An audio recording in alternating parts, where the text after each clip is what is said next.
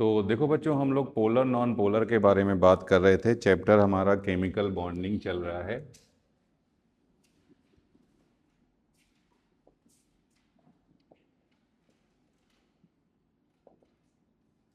और इसमें हम लोग बात कर रहे हैं पोलर,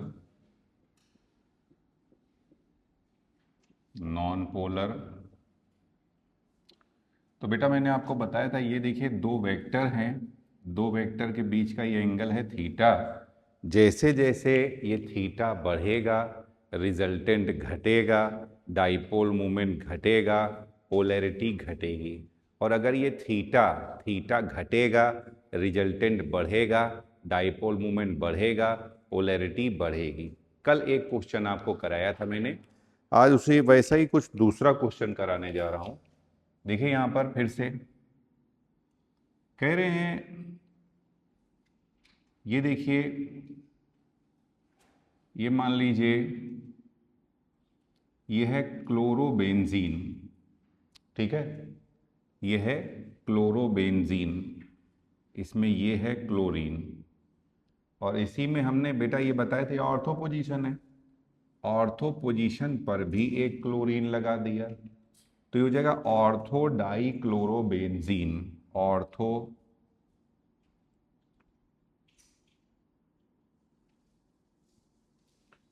ऑर्थो डाई क्लोरोबेंजीन। इसमें भी सुनिए ध्यान से, यहाँ पे भी हम लोग सोचते थे, हमने ये सोचा था कि यहाँ पे देखिए ये कार्बन है और ये क्लोरीन है, तो इसका बेटा वेक्टर हम लोग ज़्यादा इलेक्ट्रोनेगेटिव की ओर बनाते हैं, तो एक ये वेक्टर आएगा, ये दो वेक्टर आएंगे इसमें, और ये एंगल 60 डिग्री का होना चाहिए।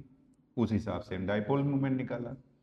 मगर अभी बताया बेटा, देखो ये एंगल, अगर ये एंगल बढ़ेगा तो रिजल्टेंट घटेगा, डाइपोल मोमेंट घटेगा, और पोलैरिटी पोलैरिटी भी घटेगी। अगर ये एंगल घटेगा तो रिजल्टेंट बढ़ेगा, डाइपोल मोमेंट बढ़ेगा, और पोलैरिटी भी बढ़ेगी। ठीक है, अब देखो बेटा सुनो, ये है कार्बन, ये क्लोरीन, ये ज़्यादा इलेक्ट्रोनेगेटिव तो यहाँ पे पार्शियल नेगेटिव चार्ज आ जाएगा, ये कम इलेक्ट्रोनेगेटिव तो यहाँ पे पार्शियल पॉजिटिव चार्ज आएगा। तो ओवरऑल ये एक डाइपोल की तरीके से बिहेव करेगा। सिमिलरली ये पार्शियल नेगेटिव चार्ज आएगा, यहाँ पार्शियल पॉजिटिव चार्ज आएगा, तो ये एक और डाइपोल की तरीके से बिहेव करेगा। तो हमने मान के देखा, हम लोग पहले थ्योरेटिकली ये मान लिया था कि यहाँ 60 डिग्री का एंगल होगा और डाइपोल मोमेंट निकाल लिया, मगर एक्चुअली में यहाँ पे ना इनमें रिपल्सन लगता है। ये जो दो डाइपोल हैं इनमें रिपल्सन लगेगा। सोचो, एज्यूम करो कि मान लीजिए ये दो डाइपोल हैं, ये देखिए, ये क्लोरीन है, ये कार्बन है, ये क्लोरीन है, ये कार्बन है, इनमें रिपल्सन लगेगा तो बेटा ये हल्का सा आगे की ओर चले जाएंगे ना, ये देखिए एंगल बढ़ जाएगा इनका, दिख रहा है। मान लो ये पहले कम है, रिपल्सन होगा तो एंगल क्या हो जाएगा, ज़्यादा, तो बॉन्ड एंगल एक्चुअली में ज़्यादा हो जाएगा। समझ रहे हैं ना आप बात को। तो होना, हम लोग क्या मान के चल रहे थे 60 डिग्री, मगर एक्चुअली में रिपल्सन के कारण इसका बॉन्ड एंगल थोड़ा सा ज़्यादा होता है। इसलिए यहाँ पर भी जो थ्योरेटिकल डाइपोल मोमेंट है वो अब यहाँ पे सुनिए ध्यान से, यहाँ पहले हम लोग कम मान रहे थे बट एक्चुअलिटी में तो ज़्यादा आ रहा है ना, तो थ्योरेटिकल डाइपोल मोमेंट ज़्यादा होता है, जबकि प्रैक्टिकल या ऑब्जर्व्ड डाइपोल मोमेंट क्या होगा, कम होगा। समझे। तो यहाँ पे डाइपोल मोमेंट थ्योरेटिकल ये ज्यादा है, डाइपोल मोमेंट ऑब्जर्व्ड से। इसका रीजन क्या है, रीजन ध्यान रखिएगा, रीजन है इसका dipole dipole repulsion, dipole dipole repulsion. ठीक है, इसी तरह से एक और मॉलिक्यूल है, ध्यान से देखिए, एक और मॉलिक्यूल है बेटा, आप जानते हैं ये बेंजीन है, बेंजीन में हमने एक मेथिल ग्रुप लगा दिया तो ये टॉल्वीन होता है। टॉल्वीन के ऑर्थो पोजीशन पे एक और मेथिल लगा देंगे तो इसे ऑर्थोजाइलीन कहते हैं। ये है ऑर्थोजाइलीन। ये देखिए यहाँ पे भी हमने ये माना, हम लोगों ने सोचा कि ये देखिए यहाँ पे अगर देखो इसको आप ऐसे इधर बढ़ा दोगे ना और इसको ऐसे इधर बढ़ा दोगे तो वो आपका आ जाएगा, मगर हम आसानी के लिए मान के चल लें कि हमारे पास ये दो वेक्टर है। बट एक्चुअली में यहाँ पे पाई बॉन्ड है ना, तो इसका वेक्टर इधर आएगा, ध्यान रखिएगा। एक वेक्टर ये आएगा, ये देखिए मैं बना ही दे रहा हूँ, एक वेक्टर ये आएगा और एक वेक्टर ये आएगा। ठीक है, हमने मान के चला कि इनके बीच में एंगल थीटा है, वो 60 डिग्री है। मगर यहाँ पे बेटा ये बल्कि ग्रुप है। कैसे ग्रुप हैं? बल्कि। ये बल्कि ग्रुप है, तो बल्कि ग्रुप में रिपल्सन लगेगा। रिपल्शन, कौन सा रिपल्सन लगेगा?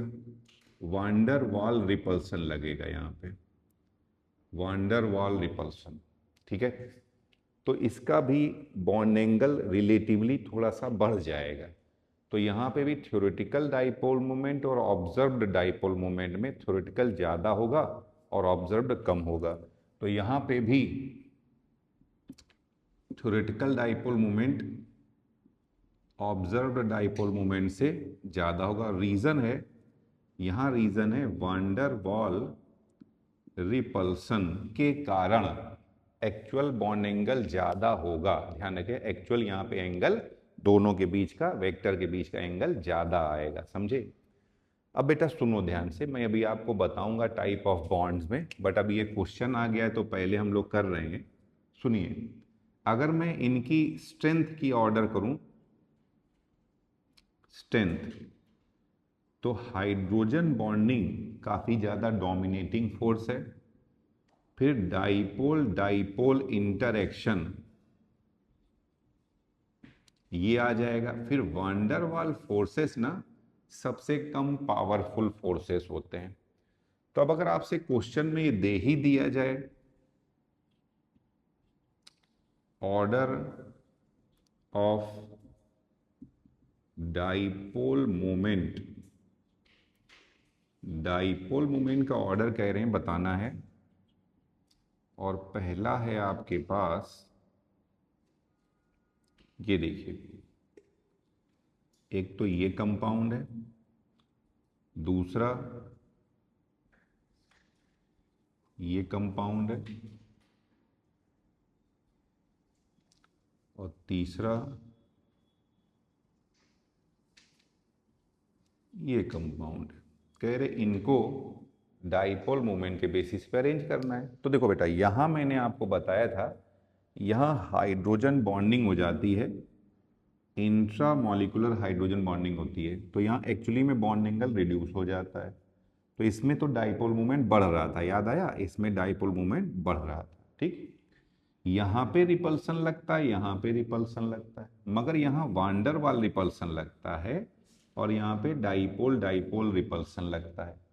डाइपोल डाइपोल रिपल्सन ज़्यादा डोमिनेटिंग होता है, यहाँ ज़्यादा रिपल्सन लगेगा, बॉन्ड एंगल ज़्यादा बढ़ेगा। यहाँ कम रिपल्सन लगेगा, बॉन्ड एंगल कम बढ़ेगा। बॉन्ड एंगल कम बढ़ेगा, रिजल्टेंट कम घटेगा। तो इन दोनों में किसका ऑब्जर्व्ड डाइपोल मोमेंट रिलेटिवली ज़्यादा कम आएगा? तो इसका ज़्यादा कम आएगा और इसका थोड़ा सा ठीक रहेगा। समझ में आई बात आप लोगों की? तो ये देखिए बेटा, ए बी सी। ठीक है, ये बेटा मैंने कल बताया था, ये आपको आज नहीं समझ में आएगा, इसके लिए आप वीडियो देखिएगा तब आपको समझ में आएगा। ठीक है, तो ये इसका ऑर्डर आ जाएगा। अगर आपसे पूछ लिया जाए तो आप बता सकते हैं। मैं फिर से एक बार बता दे रहा हूँ, ध्यान से सुन लीजिए कि यहाँ पे वांडर वाल रिपल्सन लग रहा है, यहाँ पे डाइपोल डाइपोल रिपल्सन लग रहा है। डाइपोल डाइपोल रिपल्सन ज़्यादा डोमिनेटिंग है, तो ये ज़्यादा स्ट्रॉन्ग रिपल्सन है, इसका बॉन्ड एंगल ज़्यादा बढ़ेगा तो रिजल्टेंट ज़्यादा घटेगा। इसका बॉन्ड एंगल कम बढ़ेगा तो रिजल्टेंट कम घटेगा। समझे? इसलिए यहाँ पे डाइपोल मोमेंट और भी कम होगा और यहाँ रिलेटिवली थोड़ा सा ज़्यादा, और यहाँ तो सबसे ज़्यादा है क्योंकि यहाँ अट्रैक्शन फोर्स लग रहा है। तो बस इस पर ध्यान रखिएगा, अगर ऐसा कंपैरेटिव आ जाए कि कहीं अट्रैक्शन फोर्स लग रहा है तो वहाँ पे वो आपका बॉन्ड एंगल घटेगा, बॉन्ड एंगल घटेगा, रिजल्टेंट बढ़ेगा, रिजल्टेंट बढ़ेगा तो डाइपोल मोमेंट बढ़ेगा, और अगर बॉन्ड एंगल बढ़ेगा तो रिजल्टेंट घटेगा, रिजल्टेंट घटेगा तो डाइपोल मोमेंट भी घटेगा। ठीक है, अब एक ये भी क्वेश्चन है, देखिए जरा सा, एक ये क्वेश्चन है, कह रहे हैं ऑर्डर ऑफ डाइपोल मोमेंट या ऑर्डर ऑफ पोलैरिटी, कह रहे हैं ये जो कुछ कंपाउंड है इनको पोलैरिटी के बेसिस पे अरेंज करना है। तो पहला आपको ये दिया जा रहा है, ये देखिए, पहला है CCl4, दूसरा है CHCl3, क्लोरोफॉर्म है बेटा ये, तीसरा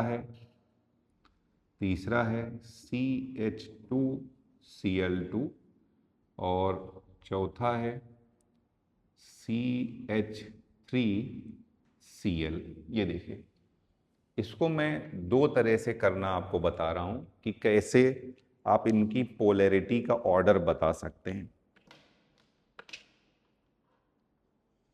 तो देखिए यहां पे पहला मैंने CCl4 बनाया,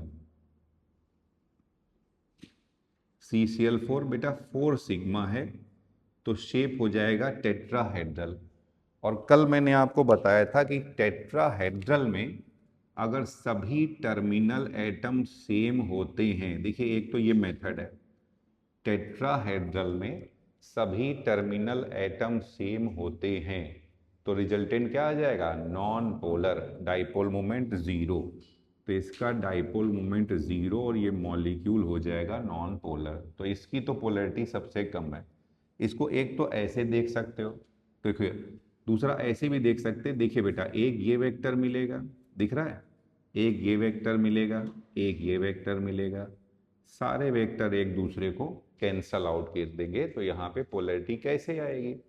यहाँ पे देखिए जरा सा, इस केस में सुनिए ध्यान से, ये हाइड्रोजन है और ये क्लोरीन है, ठीक है बेटा, क्लोरीन ज़्यादा इलेक्ट्रोनेगेटिव है, ये कम इलेक्ट्रोनेगेटिव है, तो इसका भी वेक्टर इधर की ओर आएगा और ये सारे वेक्टर भी इधर को ही आ रहे हैं क्योंकि क्लोरीन ज़्यादा इलेक्ट्रोनेगेटिव है, तो वेक्टर सेम साइड में आ रहे हैं। क्या होगा, वेक्टर एडिशन हो जाएगा। क्या होगा, वेक्टर एडिशन, तो रिजल्टेंट बढ़ेगा, रिजल्टेंट बढ़ेगा तो डाइपोल मोमेंट बढ़ेगा। अब इसकी बात कर रहे हैं, यहाँ देखिए, यहाँ पे दो एटम लेस इलेक्ट्रोनेगेटिव हैं और दो एटम ज़्यादा इलेक्ट्रोनेगेटिव हैं। देखो बेटा, तो इसका भी पोलैरिटी इधर को ही जाएगी और इनकी पोलैरिटी इधर को ही आएगी, तो और ज़्यादा पोलैरिटी एक ही साइड में आ रही है, दिख रहा है ना, सब क्लोरीन की ही ओर आ रहा है। तो यहाँ रिलेटिवली दो ही खींचने वाले हैं ना, तो पोलैरिटी और ज़्यादा बढ़ेगी, तो यहाँ पे डाइपोल मोमेंट रिलेटिवली और भी ज़्यादा आएगा। अब इसकी बात कर रहे हैं, जरा ध्यान से देखिए, ये देखिए, ठीक, सिर्फ एक ही एटम बचा इलेक्ट्रॉन खींचने के लिए, वो है क्लोरीन, सारे के सारे इलेक्ट्रॉन दे रहे हैं, ये देखिए, तो यहाँ पोलैरिटी सबसे ज़्यादा आएगी। देखिए ये तो एक्चुअल एक्सप्लेनेशन था, मैं दूसरा एक्सप्लेनेशन दे रहा हूँ, देखिएगा 2 मिनट में आपको आ जाएगा, समझे। सुनो बेटा, समझो, एज्यूम करो ये एक घर है, इसमें 4 बच्चे, ठीक है, और पापा 4 समोसे लाए, सब बच्चों ने एक एक समोसा खा लिया। पूछा जाए किसी बच्चे को दूसरे से कोई फायदा मिला, कोई फायदा नहीं मिला। ये दूसरा घर है, 4 समोसे, 3 बच्चे समोसा खाने वाले, एक चटनी पीना पसंद करता है, ये समोसा नहीं खाता है। तो अब क्या इसका एक समोसे का इन लोगों को फायदा मिला, 3 लोगों में डिस्ट्रीब्यूट हुआ, तो रिलेटिवली किन लोगों ने समोसा ज्यादा खाया, पहले वालों ने कि दूसरे वालों ने। समझो समोसा पोलैरिटी है, ठीक है, तो इनमें ज्यादा आ रही पोलैरिटी। अब तीसरे की बारी आई, यहाँ 2 चटनी पीने वाले और 2 समोसा खाने वाले। अब यहाँ बताइए प्रति बच्चा एक बच्चे को कितना समोसा मिलेगा, 2, तो पोलैरिटी क्या और ज्यादा आ जाएगी, यहाँ पोलैरिटी कम है। अब नीचे तो तुम समझ ही गए होगे, 3 चटनी पीने वाले, 1 समोसा खाने वाला, तो सबसे ज्यादा समोसा किसने खाया, कौन से केस में? और ये समोसा समझो पोलैरिटी है, तो सबसे ज्यादा पोलैरिटी, या समोसा समझो डाइपोल मोमेंट है, तो सबसे ज्यादा डाइपोल मोमेंट कहाँ आएगा? ठीक है, एक और मैं तीसरा एक्सप्लेनेशन भी दे रहा हूं, ठीक है, सुनिए ध्यान से। आपने वो देखी थी पायरेट्स ऑफ कैरेबिया? एक पायरेट्स ऑफ कैरेबिया मूवी थी, तो उसमें कभी भी उनका कोई लीडर नहीं बन पाता था, क्योंकि वो खुद को ही अपना वोट देते थे, दूसरे को वो वोट ही नहीं देते थे। तो सोचो यहाँ पे, यहाँ एक ही नेता है और बाकी के सब वोटर हैं, जीतेगा कौन? नेता वही एक ही बनेगा ना, वो लीडर जो बन रहा है। यहाँ दो लीडर खड़े हो गए, तो एक के जीतने की प्रोबेबिलिटी कम हो गई ना। यहाँ कितने लीडर आ गए? तुल्य जो थोड़ी बहुत थी, और यहाँ पे बताओ कोई बन ही नहीं पाएगा। सब वोट मांग रहे हैं, हमको वोट दे दीजिए। वो बोला हम खुद को वोट देंगे कि आपको वोट देंगे, बताइए, समझे? तो ऐसे भी आप कर सकते हैं। मैंने 3 एक्सप्लेनेशन आपको बता दिए, मगर मुझे लग रहा है तुम समोसा चटनी वाला ही पसंद करोगे ना बेटा, जान रहे थे हम, जल्दी आ जाता है। तो जो भी पसंद आए आप उसको यूज कर लीजिए, ठीक है। चलिए,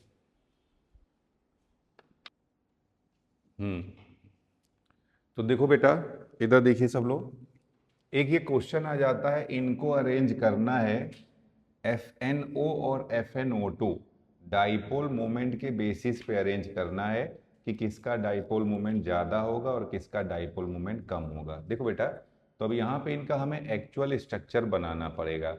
कल मैंने आपको रफ स्ट्रक्चर बनाना बताया था, अब ये आपको सिखा दिया, अभी मैं आगे और बताऊंगा। अब जब भी NO2 आएगा ना, तो याद रखिएगा NO2 में एक तो डबल बॉन्ड होता है और दूसरा कोऑर्डिनेट बॉन्ड होता है।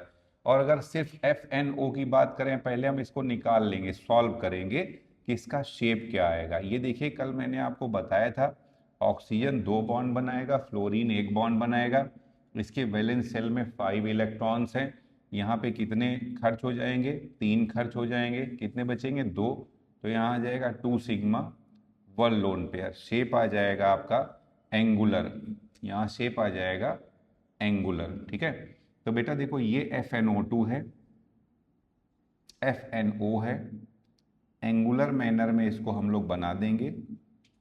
ये देखिए, ये FNO है, ठीक है। अब यहाँ पे अगर हम लोग इसके वेक्टर के बारे में बात करें, तो मैंने आपको बताया था ज़्यादा इलेक्ट्रोनेगेटिव की ओर वेक्टर बनाएंगे।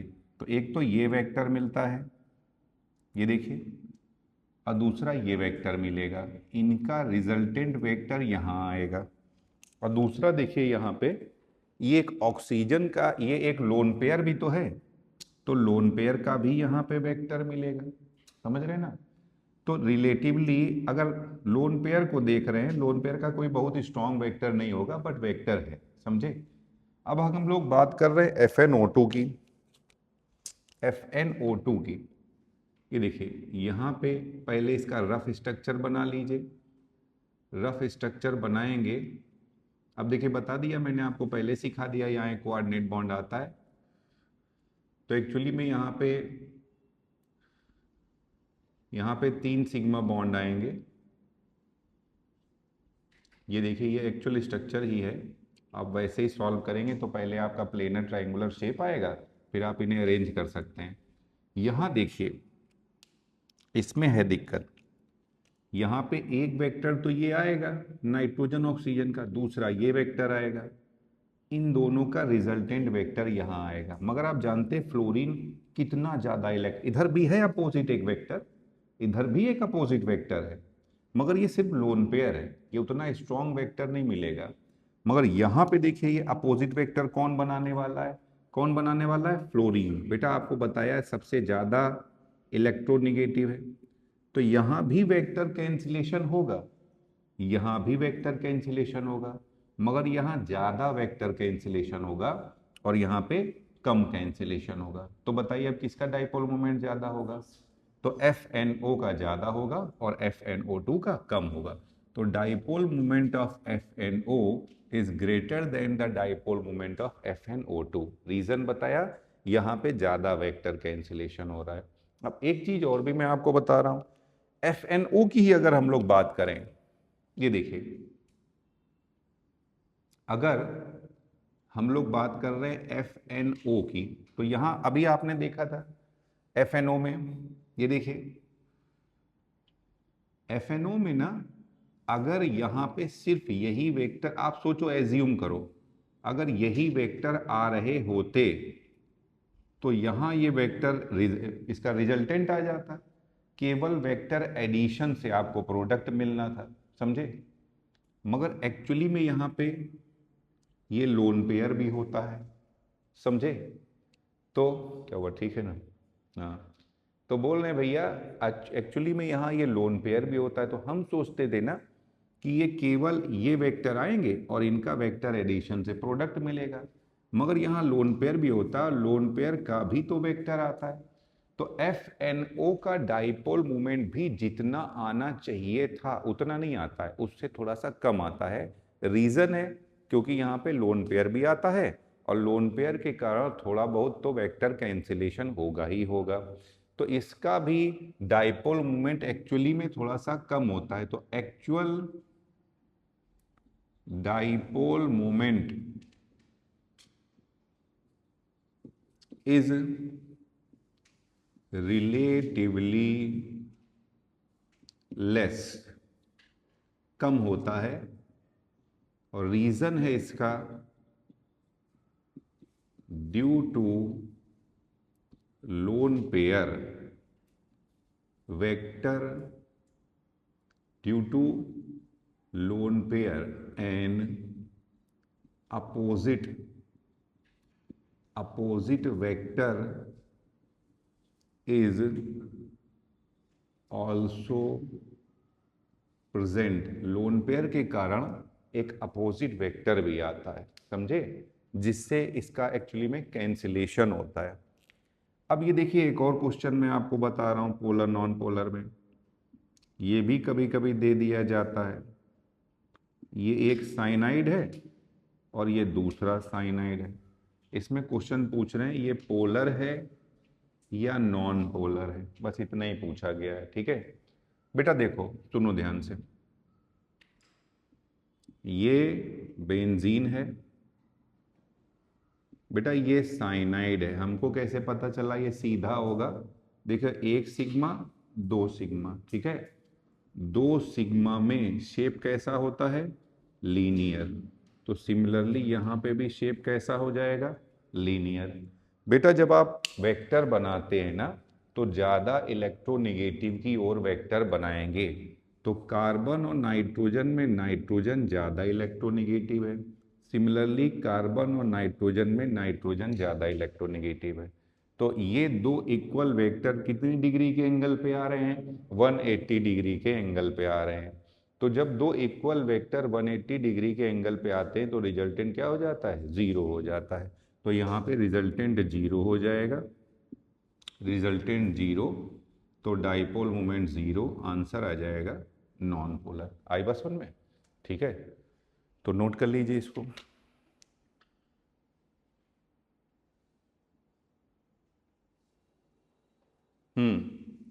तो देखो सुनो ध्यान से, हम लोग बॉन्ड एंगल कंपेयर करने जा रहे हैं कि कैसे हम लोग बॉन्ड एंगल कंपेयर करेंगे डिफरेंट मॉलिक्यूल्स में। तो पहला केस ले रहे हैं, मॉलिक्यूल का शेप सेम है और दूसरा साइड एटम बहुत छोटा है जैसे कि हाइड्रोजन या फिर सेकेंड पीरियड का साइड एटम है, ठीक है। यहाँ बस सीधे, इससे सीधे भी आ जाएगा, मैं आगे एक्सप्लेन भी करूंगा ऐसा कैसे होता है। सीधे बेटा bond angle directly proportional to the electronegativity of central atom, जैसे जैसे सेंट्रल एटम की इलेक्ट्रोनेगेटिविटी बढ़ती जाएगी बॉन्ड एंगल बढ़ता जाएगा, सेंट्रल एटम की इलेक्ट्रोनेगेटिविटी घटती जाएगी तो बॉन्ड एंगल घटता जाएगा, ठीक है। यहाँ देख लीजिए, जैसे एक एग्जाम्पल में यहाँ एक क्वेश्चन दिया हुआ है, ऑर्डर ऑफ बॉन्ड एंगल। तो सबसे पहला यहाँ देखिए, यहाँ दे रहे हैं oxygen, sulphur, selenium, tellurium, polonium. Oxygen family के हाइड्राइड्स के बारे में बात कर रहे हैं हम लोग, ये ऑक्सीजन फैमिली के हाइड्राइड हैं, सभी का ग्रुप नंबर 6 है, तो वैलेंस शेल में 6 इलेक्ट्रॉन होंगे। तो क्या मैं लिख सकता हूँ यहाँ 2 सिग्मा 2 लोन पेयर आएगा, और 2 सिग्मा 2 लोन पेयर में बताइए सभी का शेप कैसा हो जाएगा, सारे के सारे एंगुलर हो जाएंगे, समझे। और साइड एटम क्या है, काफ़ी छोटा है साइड एटम। साइड एटम क्या है, हाइड्रोजन है। मैंने बताया साइड एटम हाइड्रोजन हो या सेकेंड पीरियड का मेंबर हो। तो आप देखेंगे सेंट्रल एटम की इलेक्ट्रोनेगेटिविटी, क्या मालूम है आपको, एक ही ग्रुप में ऊपर से नीचे जाने पे इलेक्ट्रोनेगेटिविटी रिड्यूस होती जाती है। एक ही ग्रुप में ऊपर से नीचे जाने पे इलेक्ट्रोनेगेटिविटी रिड्यूस होती जाती है। तो जो जितना कम इलेक्ट्रोनेगेटिव होगा उसका बॉन्ड एंगल भी उतना ही कम होगा, और अगर ज़्यादा इलेक्ट्रोनेगेटिव होगा तो बॉन्ड एंगल भी ज़्यादा होगा। तो यहाँ पर देखिए ये सबसे ज़्यादा इलेक्ट्रोनेगेटिव है, इसका बॉन्ड एंगल सबसे ज़्यादा होगा। ये सबसे कम इलेक्ट्रोनेगेटिव है, इसका बॉन्ड एंगल सबसे कम होगा। तो बॉन्ड एंगल का ऑर्डर ये हो जाएगा बेटा, ये देखिए, ये बॉन्ड एंगल का ऑर्डर आ जाएगा। इसको ये तो सीधे मैंने फॉर्मूले से करके बता दिया, इसको मैं अब आगे एक्सप्लेन भी कर रहा हूँ ऐसा क्यों होता है। तो देखिए ये हमने ले लिया है, ये OH2 है और ये SH2 है, ठीक है। बेटा आप सब लोग जानते हैं एक बॉन्ड में जो दो इलेक्ट्रॉन होते हैं इन्हें बॉन्ड पेयर कहते हैं। ये देखिए बॉन्ड के दो इलेक्ट्रॉन हैं, ये बॉन्ड पेयर कहते हैं। एक तो मैंने ये मेथड बता दिया, अब दूसरा मेथड बता रहा हूँ होता क्या है। देखो ये ऑक्सीजन, फिर से यहाँ पे देखिए ये बॉन्ड के दो इलेक्ट्रॉन है बॉन्ड पेयर, और ये बॉन्ड पेयर है। तो बेटा ऑक्सीजन ज़्यादा इलेक्ट्रोनेगेटिव है, तो ये बॉन्ड पेयर को अपनी ओर ज़्यादा खींच ले जाएगा, ज़्यादा अट्रैक्ट करेगा। तो मान लो ये बॉन्ड पेयर यहाँ आ गए, ये यहाँ आ गए, और सल्फर कम इलेक्ट्रोनेगेटिव है, ये बॉन्ड पेयर को अपनी ओर कम अट्रैक्ट कर पाएगा। ध्यान से देखिएगा, क्या ये इस ए में इनके बीच का डिस्टेंस इतनी बची है और बी में बीच की सेपरेशन इतना बचा है। बताइए कहाँ पे बॉन्ड पेयर के बीच में सेपरेशन कम है, बताइए ए वाले में, और कहाँ पे ज़्यादा है। बॉन्ड पेयर क्या है, इलेक्ट्रॉन ही तो है। इलेक्ट्रॉन इलेक्ट्रॉन जितना पास में आएगा, सोचिए यही तो है, इलेक्ट्रॉन इलेक्ट्रॉन जितना पास में आएगा क्या रिपल्सन बढ़ेगा, रिपल्सन बढ़ेगा तो बॉन्ड एंगल भी क्या होगा, बढ़ेगा। इलेक्ट्रॉन इलेक्ट्रॉन जितना दूर जाएगा रिपल्सन घटेगा, रिपल्सन घटेगा तो बॉन्ड एंगल भी क्या होगा, घटेगा, रिड्यूस। क्या ये बात समझ में आई आपको। तो यहाँ पे इलेक्ट्रॉन या बॉन्ड पेयर दूर है तो यहाँ रिपल्सन कम लगेगा, इसलिए ये पास पास में रहेगा। ये बॉन्ड पेयर पास में है, रिपल्सन ज़्यादा लगेगा, इसलिए ये दूर दूर चले जाएंगे, ठीक है। तो देखो बेटा इस तरीके से ये पहला ऑक्सीजन फैमिली के हाइड्राइड्स में बॉन्ड एंगल कंपेयर किया। अब जरा सा सोचिए, मैं आपको फिर से एक क्वेश्चन दे रहा हूं, फिर से इसमें कंपेयर करना है bond angle, bond angle compare करना है। अब की nitrogen, phosphorus, arsenic, antimony, bismuth, सबके हाइड्राइड्स बनाए दे रहे हैं हम लोग। ये देखिए, ठीक है, सभी नाइट्रोजन फैमिली के मेंबर हैं, तो वैलेंस शेल में इलेक्ट्रॉन कितने होंगे, 5। 5 में से 3 खर्च हो जाएंगे, 3 सिग्मा, एक लोन पेयर, यानी कि सभी का शेप क्या आ जाएगा, पिरामिडल शेप। तो शेप सेम है। और साइड एटम क्या है, हाइड्रोजन बहुत छोटा है, तो अब आप सीधे कर लेना ना, सेंट्रल एटम की इलेक्ट्रोनेगेटिविटी देख लीजिए। इलेक्ट्रोनेगेटिविटी जैसे जैसे बढ़ेगी बॉन्ड एंगल बढ़ेगा, और अगर इलेक्ट्रोनेगेटिविटी घटेगी तो बॉन्ड एंगल घटेगा। हम जानते हैं एक ही ग्रुप में ऊपर से नीचे जाने पे इलेक्ट्रोनेगेटिविटी रिड्यूस होती जाएगी तो बॉन्ड एंगल रिड्यूस होता जाएगा। तो बोलो बच्चों सबसे ज्यादा बॉन्ड एंगल किसका आ जाएगा, NH3 का, और सबसे कम किसका आ जाएगा, SbIH3 का। आई बात समझ में आपको। तो एक इस तरीके से हम लोग बॉन्ड एंगल का क्वेश्चन करते हैं, मगर ये मेथड आपको मालूम होना चाहिए।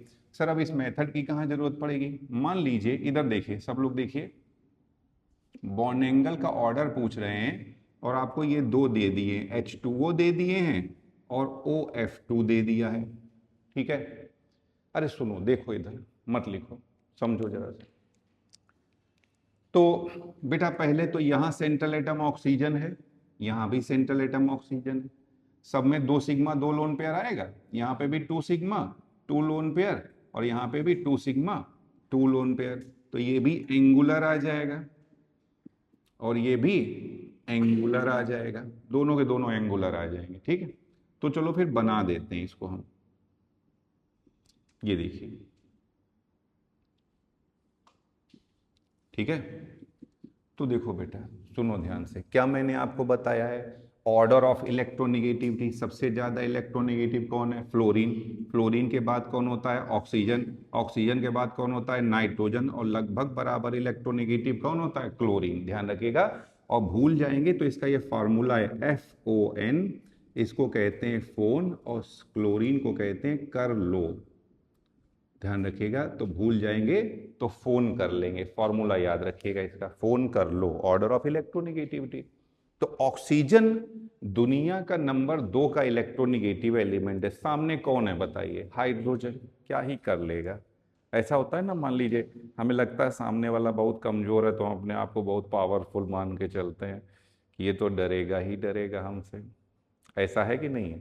तो आइए देखिए, ये है ऑक्सीजन और ये है हाइड्रोजन। क्या करेगा बेचारा, सीधा साधा भोला भाला।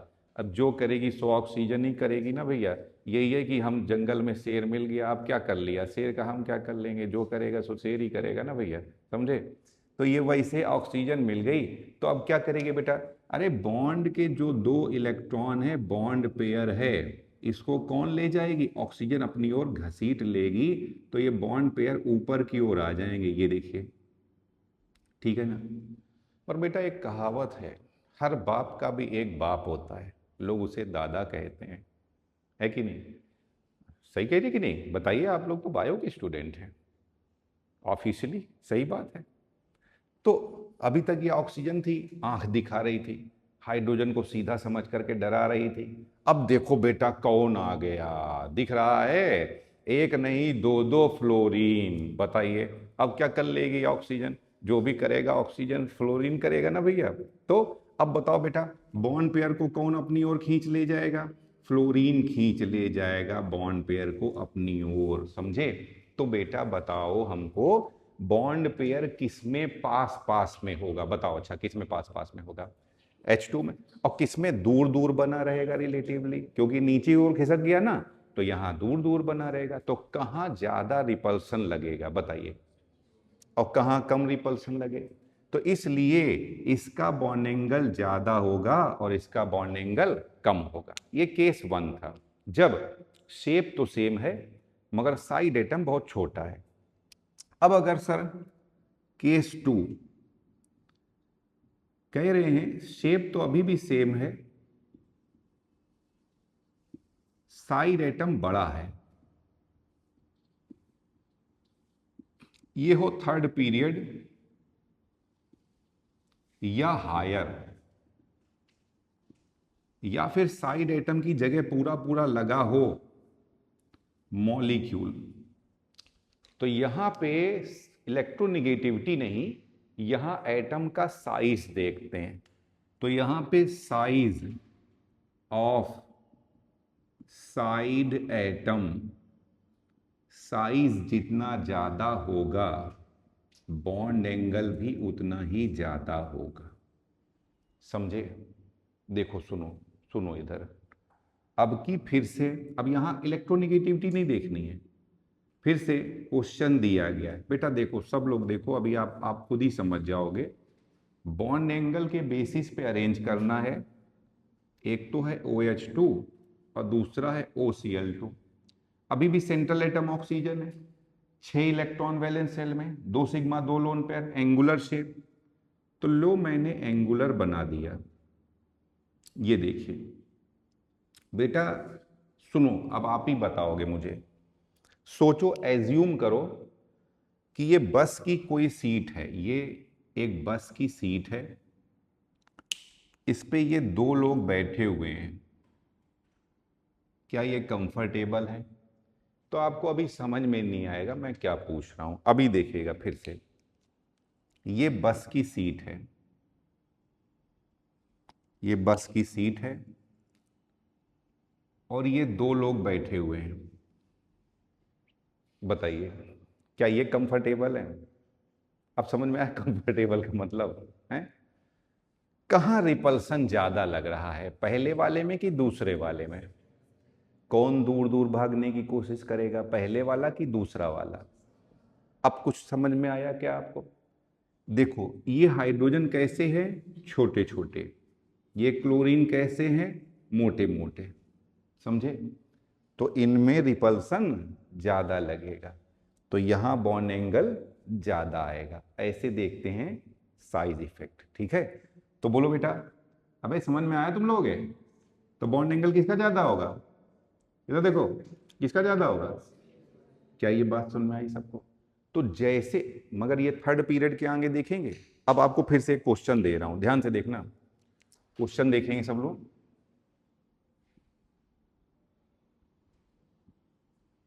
ये लीजिए, ऑर्डर ऑफ बॉन्ड एंगल का ऑर्डर बताना है। और मॉलिक्यूल क्या क्या है हमारे पास? पहला है OH2, दूसरा है OF2, तीसरा है OCl2, चौथा है OBr2। चलो बताओ, बॉन्ड एंगल किसका सबसे ज्यादा होगा सबसे पहले? तो बेटा देखो, OCl2 ज्यादा था, तो OBr2 तो और भी ज्यादा होगा। तो सबसे ज्यादा बॉन्ड एंगल किसका हो जाएगा? OBr2। फिर क्या हो जाएगा? O, और सर OH2 और OF2 में तो अभी पहले कंपेयर कर लिया है, किसका बॉन्ड एंगल ज्यादा था? OH2 का। तो यहां आ जाएगा OH2 और यहां आ जाएगा OF2। क्या ये क्वेश्चन समझ में आया आप लोगों को? ठीक है, चलिए नोट करिए इसको। हाँ सुनिए सभी लोग, तो कह रहे हैं बॉन्ड एंगल का ऑर्डर, ये क्वेश्चन है NH3 और NF3 में। यहां भी ना आपको ड्रॉ करना पड़ेगा मॉलिक्यूल को। फिर से देखो बेटा, 5 होंगे वैलेंस शेल में, 3 सिग्मा के साथ, 3 हाइड्रोजन के साथ 3 खर्च हो जाएंगे, 3 सिग्मा 1 लोन पेयर। बोलो बच्चों, क्या शेप हो जाएगा? पिरामिडल शेप हो जाएगा, समझे? तो ये शेप हो जाएगा पिरामिडल। सिमिलरली यहां पे भी शेप हो जाएगा पिरामिडल। तो चलिए दोनों को ड्रॉ कर देते हैं। ये है NF3 और ये है NH3। ठीक है, बोलो बच्चों, नाइट्रोजन और हाइड्रोजन में ज्यादा इलेक्ट्रोनेगेटिव कौन होगा? नाइट्रोजन। तो बेटा ये बॉन्ड पेयर के इलेक्ट्रॉनों को, ये बॉन्ड पेयर को नाइट्रोजन ही अपनी ओर अट्रैक्ट करेगा। तो इसके बॉन्ड पेयर के इलेक्ट्रॉन ऊपर चले जाएंगे। यहां कौन आ गया भैया? फ्लोरीन आ गया। समझ रहे हो ना? मोकेम्बो खुश हुआ है कि नहीं? ये छोटे मोटे वाले विलन थे, है ना? ये बेचारा छोटा मोटा वाला विलन था, अब तो सामने मोकेम्बो खड़े हो गए, वो भी एक नहीं 3 फॉर्म में, है कि नहीं? तो अब क्या ही बेचारा करेगा ये नाइट्रोजन? ये तो लोकल गली का गुंडा नहीं होते, लोकल टाइप के, और एकदम डॉन लेवल के लोग आ गए एकदम, नहीं बड़ी बड़ी कारों से आते हैं एकदम, 3 इनके पूरा, तो ये 3 पूरा लाइन में चल रहे होते हैं। तो ये बेचारे क्या करेंगे? तो वही चाय पानी पिलाने की तैयारी करेंगे, हाथ जोड़ के खड़े होंगे, हाँ भैया क्या है बताइए। तो ऐसी वाली स्थिति हो गई इसको देख करके। तो ये क्या होगा? ये देखिए, ये बॉन्ड पेयर के इलेक्ट्रॉनों को अपनी ओर खींच लेगा ऐसे, ये देखिए। ठीक है, तो अब बताओ कहाँ बॉन्ड पेयर ज्यादा पास पास पे होंगे? ये घसीटे लिए जा रहा है ना लोकल आम आदमियों से। ये लीजिए, और अब की कौन आ गए? ये लीजिए, है ना? तो आपकी ये लोग घसीट लिए जाएंगे, तो यहाँ पास पास में आ जाएंगे और यहाँ दूर दूर में चले जाएंगे। यहाँ रिपल्सन ज़्यादा लगेगा, यहाँ रिपल्सन कम लगेगा, इसलिए यहाँ बॉन्ड एंगल ज़्यादा होगा और यहाँ बॉन्ड एंगल कम। अब यहाँ आ जाओ, अभी कहा था सुनो, साइज इफेक्ट कब कब देखते हैं? एक तो जब साइड एटम आपका थर्ड पीरियड का हो, दूसरा और उसके आगे का हो, समझे? और दूसरा जब मॉलिक्यूल ही आ जाए। देखो बेटा, ये मीथेनॉल है, मीथेनॉल या मेथिल एल्कोहल। ठीक है बेटा, जहां नाम बता रहा हूं जनरल नेम आपको मालूम होने चाहिए। बेटा ये ईथर है, 2 मेथिल हैं तो डाई मेथिल ईथर, और यहां एथिल है तो नाम हो जाएगा डाई एथिल ईथर। ये लीजिए, ठीक है। तो अब यहां पे बेटा देखिए, जैसे जैसे साइड एटम का साइज बढ़ता जाएगा, इनके बीच में, यहां पे देखिए दोनों हाइड्रोजन है छोटे छोटे, यहां पे एक का साइज बढ़ गया, यहां दोनों का साइज बढ़ गया, यहां और भी ज्यादा साइज बढ़ गया। तो सबसे ज्यादा रिपल्सन किस में लगेगा? डाई एथिल ईथर में। तो बॉन्ड एंगल का ऑर्डर क्या आ जाएगा? बॉन्ड एंगल का ये ऑर्डर आ जाएगा। आई बात समझ में? अब सर आपने सेम शेप में बताया, अलग अलग शेप में, अरे अलग अलग शेप में करने की क्या जरूरत है? टेट्राहेड्रल है तो 109 डिग्री है, प्लेनर ट्रायंगुलर है तो 120 डिग्री है, तो उसको तो हम लोग वैसे ही सॉल्व कर लेंगे, उसमें कोई प्रॉब्लम ही नहीं होगी। प्रॉब्लम तो वहां होती है जहां पे एक ही जैसे शेप आ जाए, समझे? मान लीजिए कोई लीनियर है, तो लीनियर में शेप कितना, बॉन्ड एंगल कितना हो जाएगा? 180 डिग्री। तो वो तो आप वैसे ही देख लोगे, उसे अपने आप सॉल्व हो जाएगा। अमोनिया का याद करा दिया था 107 डिग्री, वाटर का नियरली 104 पॉइंट समथिंग आ जाता है, समझे? तो ये ध्यान रखिएगा। तो ये बॉन्ड एंगल की कुछ बातें हो गई। अब हम लोग बात करेंगे प्लेनर नॉन प्लेनर। आप समझिए ऐसे, सुनिए ध्यान से, प्लेनर नॉन प्लेनर के बारे में। ये देखिए हेडिंग है प्लेनर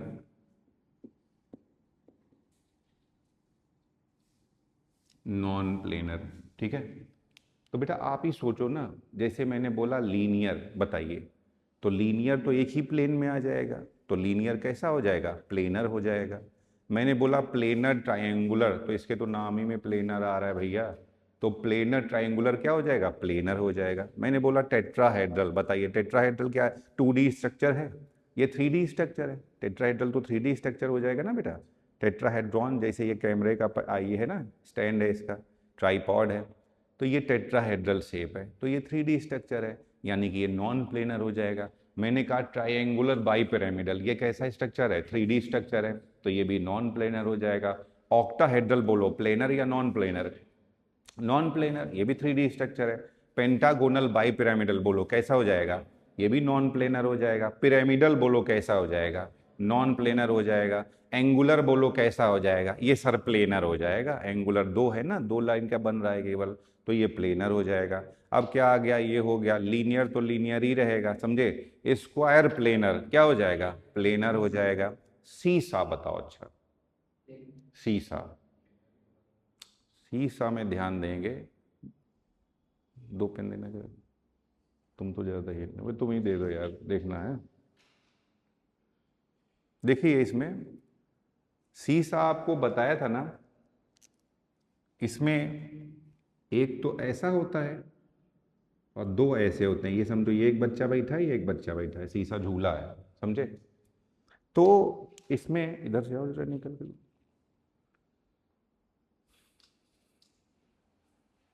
ये देखिए, ये सीसा झूला वाला पल्ला है, इधर आइए। ये देखिए, अब इसमें मालूम है, ये जो स्टैंड होता है, स्टैंड उठा जरा से।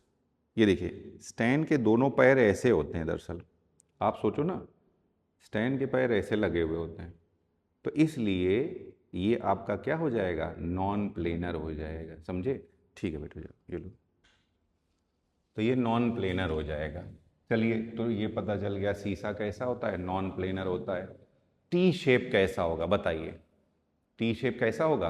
प्लेनर हो जाएगा, टी शेप तो प्लेनर आ जाएगा। अब क्या बचा? Distorted square pyramidal, sir 3D structure है, तो ये क्या हो जाएगा? नॉन प्लेनर हो जाएगा। डिस्टॉर्टेड ऑक्टाहेड्रल या कैप्ड ऑक्टाहेड्रल, ये भी क्या हो जाएगा? नॉन प्लेनर, 3D स्ट्रक्चर है। तो अब हम लोग लिखे दे रहे हैं कौन कौन से होंगे नॉन प्लेनर, या पहले प्लेनर लिख दें, कुछ ही तो थे प्लेनर, तो कौन कौन से थे प्लेनर? प्लेनर, ये देखिए,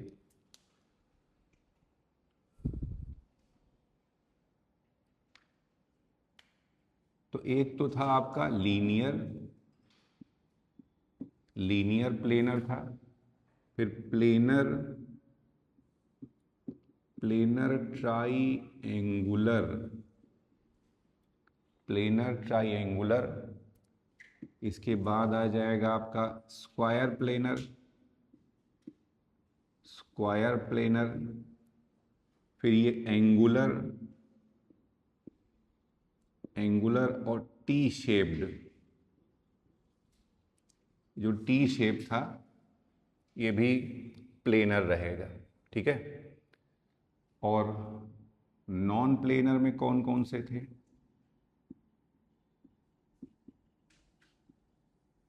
नॉन प्लेनर, तो tetrahedral, tetrahedral, triangular, bipyramidal, इसके बाद octahedral, pentagonal bipyramidal,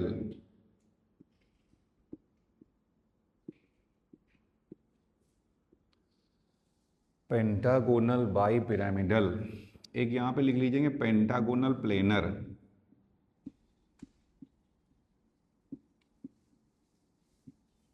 pentagonal planar, यहां आ जाएगा pyramidal, pyramidal, distorted square pyramidal, फिर कैप्ड,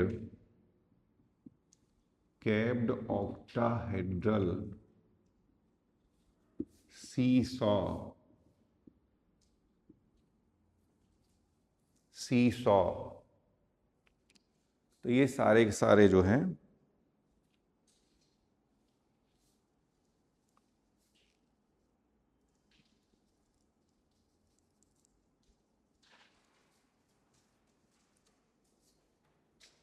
ये नॉन प्लेनर, तो एक तो ये बड़े सिंपल शेप देख करके ही हमें पता चल जाए। अच्छा, एक और चीज ध्यान रखिएगा, कभी पूछ लिया जाए आइसो स्ट्रक्चरल, मतलब जिनके स्ट्रक्चर सेम है, जैसे टेट्राहेड्रल है तो दूसरे भी टेट्राहेड्रल होना चाहिए।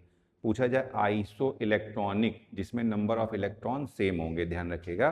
तो आइसो स्ट्रक्चरल मतलब स्ट्रक्चर सेम होगा, आइसो इलेक्ट्रॉनिक मतलब नंबर ऑफ इलेक्ट्रॉन सेम होगा, ठीक है। दूसरा बेटा, इसके अलावा और कहाँ प्लेनर नॉन प्लेनर की जरूरत होती है, सुनिए ध्यान से।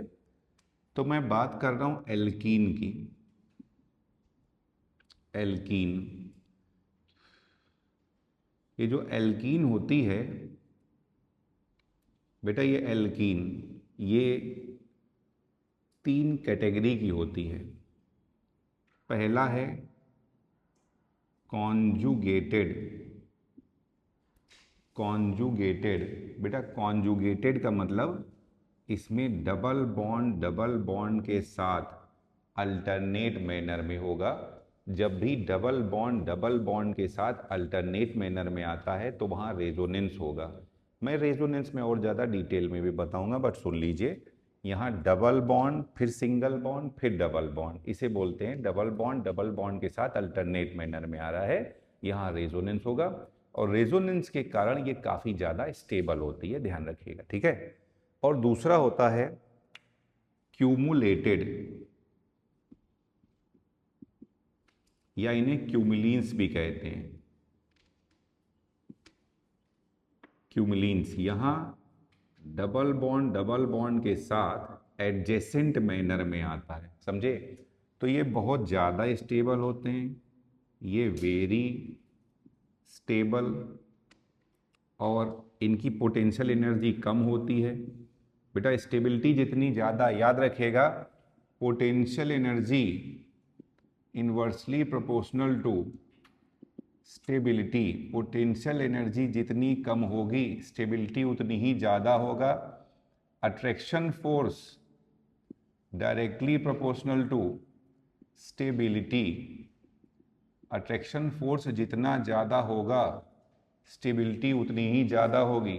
Repulsion force inversely proportional to stability, repulsion force जितना ज़्यादा होगा स्टेबिलिटी उतनी ही कम होगी, ठीक है। सुनिए, तो कॉन्जुगेटेड क्यूमुलेटेड, क्यूमुलेटेड को क्यूमुलिन्स कहते हैं, डबल बॉन्ड एडजेसेंट पोजीशन पे आ जाएगा। तो बेटा पाई पाई के बीच में रिपल्सन लगेगा, रिपल्सन के कारण पोटेंशियल एनर्जी बढ़ जाएगी और स्टेबिलिटी घट जाएगी, ठीक है।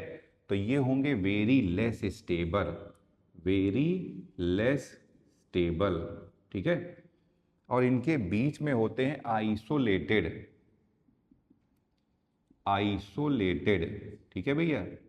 तो आइसोलेटेड का नाम ही ना, मतलब ये ना ये हैं ना ये वो हैं, तो ये कुछ और ही कैटेगरी के हैं, समझे। मतलब ना ही ये कॉन्जुगेटेड है और ना ही ये क्यूमुलेटेड है। तो देखो बेटा, इनमें ना ही एडजेसेंट पोजीशन पे आएगा और ना ही अल्टरनेट पोजीशन पे आएगा, समझे। तो पहले तो ये समझो एल्कीन 3 तरीके का होता है। अब इनकी अगर स्टेबिलिटी की बात करें, स्टेबिलिटी, तो सबसे ज़्यादा कॉन्जुगेटेड, फिर आइसोलेटेड और फिर क्यूमुलेटेड, ये ऑर्डर होता है इनकी स्टेबिलिटी का, ध्यान रखिएगा। एल्कीन की स्टेबिलिटी का ये ऑर्डर आएगा, ठीक।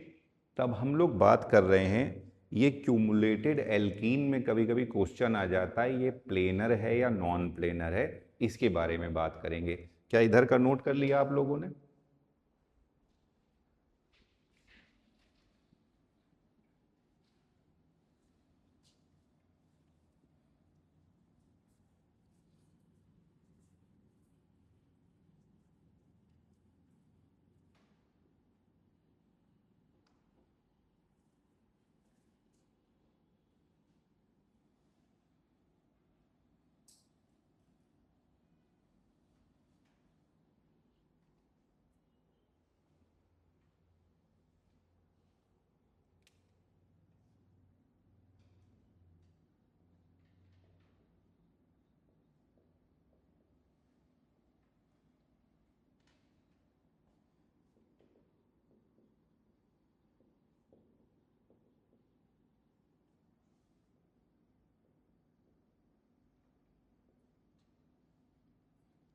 इसमें बात कर रहे हैं प्लेनर नॉन प्लेनर इन क्यूमुलेटेड एल्कीन। क्यूमुलेटेड एल्कीन में कब प्लेनर होगा कब नॉन। तो इसके भी देखिए 2 मेथड है, एक तो डायरेक्ट ट्रिक से कर सकते हैं और दूसरा कौन सा बॉन्ड पार्टिसिपेट कर रहा है इससे भी कर सकते हैं, समझे। बेटा देखिए यहाँ पे सभी लोग देखिए 1 मिनट के लिए।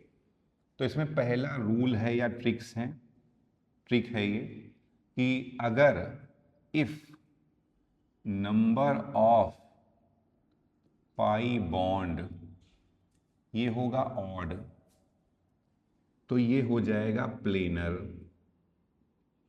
और अगर नंबर ऑफ पाई बॉन्ड ये है इवन, तो ये होगा नॉन प्लेनर। नॉन प्लेनर, बस सीधे याद कर लीजिए, आंसर आ जाएगा आपका, समझे। जैसे देखो बच्चों, देखो इधर, अब इसको क्या हम लोग सॉल्व कर सकते हैं प्लेनर नॉन प्लेनर में। तो ये कंपाउंड दे दिया गया है, मान लो हम लोगों को, यहाँ पे ये भी ले लें, मान लीजिए सी। बताइए, देखिए पूछ रहे हैं प्लेनर होगा या नॉन प्लेनर होगा, बताइए, है ना। तो यहाँ पे पाई बॉन्ड का नंबर क्या है, इवन है या ऑड है? पाई बॉन्ड का नंबर इवन है, तो ये हो जाएगा नॉन प्लेनर। देखो इसको एक तो ऐसे आप ट्रिक से कर सकते हो। सुनो बेटा 1 मिनट, देखो समझो, जो पाई बॉन्ड बनता है ना वो हमेशा प्योर ऑर्बिटल से बनता है, हाइब्रिड ऑर्बिटल से नहीं बन सकता है। तो यहाँ ना पाई बॉन्ड को भी, ये मैं दूसरा तरीका बता रहा हूँ, वैसे मुझे लगता है आप पहला ही यूज करेंगे। बेटा देखो ये सिग्मा ये सिग्मा ये सिग्मा, यहाँ हाइब्रिडाइजेशन क्या आ जाएगा, sp2। मान लो लेट इसने यहाँ पे जो हाइब्रिडाइजेशन है यहाँ पे px खर्च कर लिया और py खर्च कर लिया, तो अब बचेगा बेटा कौन सा ऑर्बिटल, pz। तो पाई बॉन्ड बनाने के लिए p ऑर्बिटल चाहिए। तो ये वाला जो पाई बॉन्ड है, मान रहे ये ऊपर पाई बॉन्ड है, ये जो पाई बॉन्ड बनेगा तो ये जो p, ये कार्बन है, ये pz यूज करेगा। क्या यूज करेगा? अच्छा, क्या आप जानते हो पाई बॉन्ड दोनों ऐसे बनेंगे? आप ही सोचो, पाई बॉन्ड ऐसे बनेंगे, तो बेटा अगर ये pz यूज करेगा तो ये कार्बन कौन सा यूज करेगा? ये भी सेम यूज करना पड़ेगा, तभी तो बन पाएगा ना, पैरेलल होने चाहिए। तो ये भी क्या यूज करेगा, pz। समझ में आया? अब इस कार्बन का हाइब्रिडाइजेशन निकालो 2 मिनट के लिए, हाइब्रिडाइजेशन निकालिए। तो ये सिग्मा है, ये सिग्मा है, ठीक है। हाइब्रिडाइजेशन क्या हो जाएगा, तो कोई तो p ऑर्बिटल खर्च करेगा, ये z नहीं खर्च कर सकता, क्योंकि z से क्या बनाया आपने, पाई बॉन्ड, समझे? Z से पाई बॉन्ड बनाया है, तो ये मान लिया मैंने, इसने px खर्च कर दिया, कोई भी खर्च कर दो आप, ठीक। अब बताओ फिर इसको इधर बेटा पाई बॉन्ड बनाना है, इस साइड में पाई बॉन्ड बनाना है, कौन सा बचा? देखो Z खर्च कर दिया, x खर्च कर दिया, बचेगा क्या? P Y. और अगर ये पी वाई खर्च करेगा तो ये भी क्या खर्च करेगा? तो समझो बेटा ये z एक्सिस में है और ये y एक्सिस में है, तो ये प्लेनर है क्या? ये नॉन प्लेनर हो गया ना। अगर क्वेश्चन पूछ लिया जाए इसका पाई इलेक्ट्रॉन क्लाउड और इसका पाई इलेक्ट्रॉन क्लाउड दोनों एक दूसरे के परपेंडिकुलर डायरेक्शन में, उड़ गया, उड़ गया तो पहली वाली ट्रिक यूज कर लेना, समझ में आ गया तो ये यूज कर लेना। मैंने तो पहले ही कहा था कि आप ट्रिक यूज कर लीजिए, मगर मैंने बता दे रहा हूँ, अगर फिर भी चलो अच्छा कोशिश करना चाहते हो तो देख लो, कोई दिक्कत नहीं। मैं एक बार फिर से बता रहा हूँ, ध्यान से सुनो। कुछ है नहीं इसमें, एक्चुअली इसमें कुछ नहीं है। समझ में आ गया तो भी कुछ नहीं है, नहीं समझ में आया तो भी कुछ नहीं है। तो बेटा देखो मैं बोलता एकदम सही बात हूँ, समझो ये बात समझिएगा बेटा। सबसे पहले इसका हाइब्रिडाइजेशन निकाल लीजिए आप, ठीक है। तो हाइब्रिडेशन निकाला sp2। अब मान लिया कोई तो दो p ऑर्बिटल, अच्छा याद रखना जो p ऑर्बिटल हाइब्रिडाइजेशन में चला जाएगा उससे वो पाई बॉन्ड नहीं बना सकता। साफ सुथरा अलग p ऑर्बिटल दोगे तो पाई बॉन्ड बनेगा, यानी कि प्योर p ऑर्बिटल से ही पाई बॉन्ड बन सकता है, हाइब्रिड ऑर्बिटल से पाई बॉन्ड नहीं बन सकता, ध्यान रखिएगा, ठीक है। तो सुनो फिर से बता रहा हूं, समझो जरा सा, ट्राई करो चलो।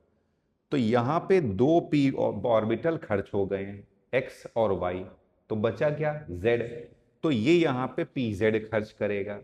अब जो ये खर्च करेगा उसे ये खर्च कर, इसे भी वही खर्च करना पड़ेगा, तो इसने भी pz खर्च कर दिया। तो ये पाई बॉन्ड किससे बना हुआ है? pz से। सोचो अब pz तो इसका खत्म हो गया, अब इसका हाइब्रिडेशन निकालना है। इसमें दो सिग्मा है तो हाइब्रिडेशन sp हो जाएगा। अब इसमें एक कोई भी एक खर्च कर दो, चाहो तो इसको px खर्च कर दो, चाहो तो y खर्च कर दो। मैंने x मान लिया, सोचो ये x खर्च हो गया इस कार्बन का, ये z खर्च हो गया, तो बचेगा क्या? y बचेगा, तो ये y खर्च करेगा। और रूल के अकॉर्डिंग जो ये खर्च करेगा वही दूसरे को खर्च करना पड़ेगा, तो क्योंकि ये y खर्च करेगा तो दूसरा कौन खर्च करेगा? y खर्च करेगा। तो ये pz है, ये py है, तो दोनों टर्मिनल अपोजिट प्लेन पे हैं, इसलिए आंसर क्या आ जाएगा? नॉन प्लेनर आ जाएगा। आई बात समझ में? तो ये मैंने ऐसे बता, देखो एक और अब बता रहा हूं दूसरा, सुनिए फिर से देखिए। तो वैसे तो मुझे लगता है वैसे आत्मा से बताना सही सही तुम लोग ट्रिक ही यूज करोगे ना, है ना? कोई इतनी मेहनत दोबारा नहीं करना चाहेगा, मगर कभी कोई पूछ ले कि सर आखिर कैसे होता है, इसलिए मैं बता दे रहा हूं।